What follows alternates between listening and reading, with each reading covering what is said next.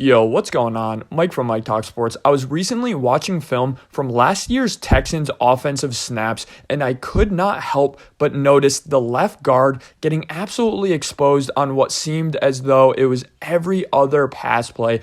And this, of course, was Kenyon Green, the first-round pick of the Houston Texans last year. In today's video, I'm going to dive into his rookie campaign, what went wrong for him, and projecting him into the future, and can he potentially bounce back to still have a good NFL career. So Kenyon Green was the first-round pick for the Houston Texans last year, like I mentioned. He was coming out of Texas A&M, and coming out of Texas A&M, he was a really good run blocker. At that left guard position, and he played center a little bit at Texas A&M as well, he had a really nice anchor and really nice play strength. Not only that, but he had a really nice ability at sustaining contact through his run blocks. His latching and foot drive technique was pretty solid for a rookie coming into the NFL. But in college, it was that pass protection that was a bit of a question mark with Kenyon Green. That anchor was very questionable, and just the leverage in which he played with in pass pro was very questionable at Texas A&M,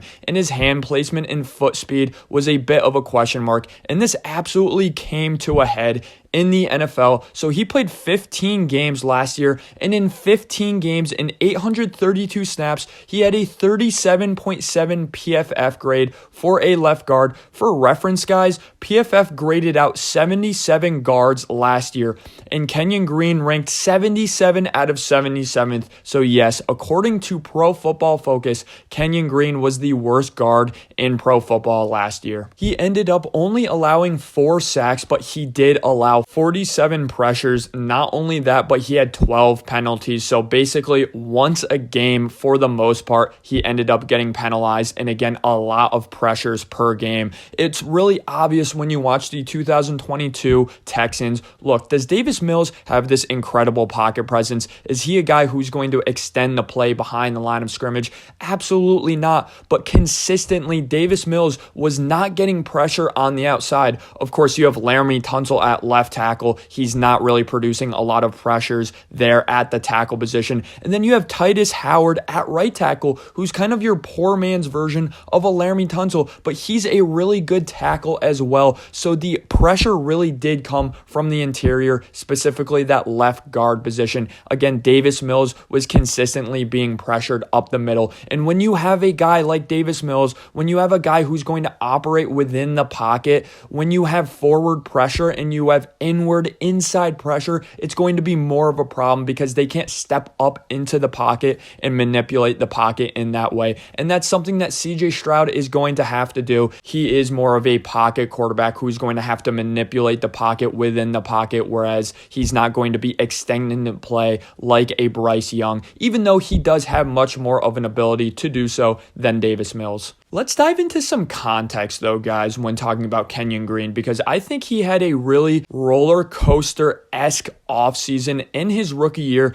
that really just did not allow him to get it going and get the ball rolling. So going into the NFL right away, he had some really bad knee issues that he battled with, and he ended up getting surgery last year before the season started. And after he was done dealing with some of these knee issues and he started to get the ball rolling, hey, I want to get some preseason snaps, I want to start to get my feet wet into the NFL. He had a really bad concussion, so he really was not available all offseason. And for a rookie to miss his entire offseason is just so detrimental. We rarely see rookies who miss the entire offseason end up having a good rookie year. So he ended up starting in week 2 and started most other games for 15 games last year. So hypothetically, now with a full offseason in front of him, he's going to have a really nice bounce back season, right? Well, not necessarily. Let's pump our brakes a little bit, because going into this season, again, this offseason, he's having another knee surgery. So 2 knee surgeries in basically 1.5 years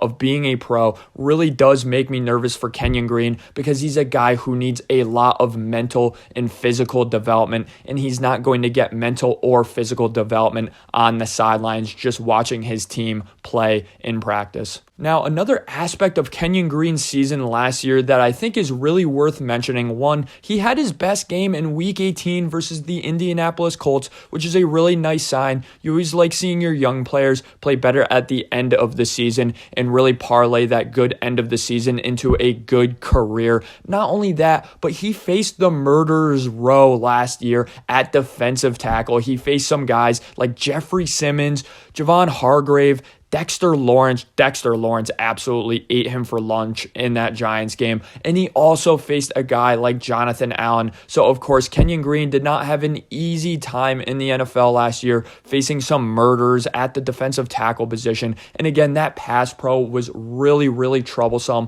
for Kenyon Green. So I really do think that is the first and foremost thing they should focus on. Again, Kenyon Green, he was a good run blocker at Texas A&M. He showed some flashes of being a really nice run blocker. I think of that Chicago Bears game. He did really good in run blocking in that Bears game. I'll be completely honest, DeMeco Ryans coming in with this wide zone blocking scheme honestly makes me nervous for Kenyon Green. I don't think it's a good scheme fit. Again, he's pretty slow-footed, so to switch Kenyon Green from a scheme that is not indicative of being this crazy athlete at the guard position, and he still somewhat struggle with it, now in this wide zone blocking scheme that he's going to be adapting to, that is just going to exacerbate his struggles, in my opinion. I think your best bet at this point is to have the mentality of, hey, your offensive line is as good as your weakest link.